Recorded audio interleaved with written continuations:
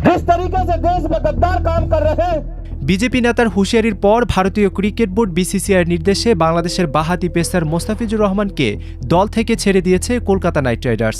৩ জানুয়ারি শনিবার এক বিবৃতিতে বিষয়টি নিশ্চিত করেছে কেকেআর। বিবৃতিতে কেকেআর জানায়, আইপিএলের নিয়ন্ত্রক সংস্থা বিসিসিআইয়ের কাছ থেকে মোস্তাফিজকে দল থেকে ছাড়ার নির্দেশ পাওয়া গেছে।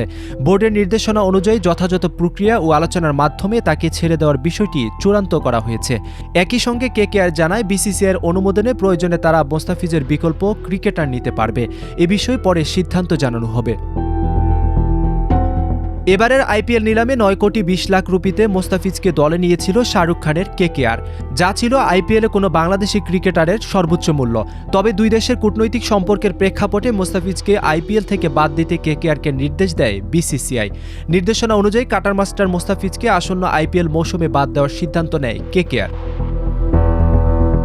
এর আগে মোস্তাফিজকে দলে নেওয়ায় তোপের মুখে পড়েন বলিউড বাদশাহ শাহরুখ খান। বিজেপি নেতা সঙ্গীত সোম বলিউড বাদশাহ শাহরুখ খানকে গাদ্দার বা দেশদ্রোহী বলে আখ্যা দেন। ভারতীয় ক্রিকেট বোর্ডের সচিব দেবজিৎ সাইকিয়া সংবাদ সংস্থা এএনআইকে জানান, বাংলাদেশের সাম্প্রতিক পরিস্থিতির প্রেক্ষাপটে এই সিদ্ধান্ত নেওয়া হয়েছে। তার ভাষ্য অনুযায়ী বাংলাদেশে কয়েকজন হিন্দু ধর্মাবলম্বী নিহত হওয়ার ঘটনা সামনে এসেছে। এবারের আইপিএল নিলামে ৭ বাংলাদেশি ক্রিকেটারের নাম থাকলেও দল পান শুধু মোস্তাফিজুর রহমান। এর আগে ৫টি দলের হয়ে ৮ মৌসুম আইপিএল খেলেছেন কাটার মাস্টার। সব মিলিয়ে আইপিএলে তার উইকেট সংখ্যা ৬৫।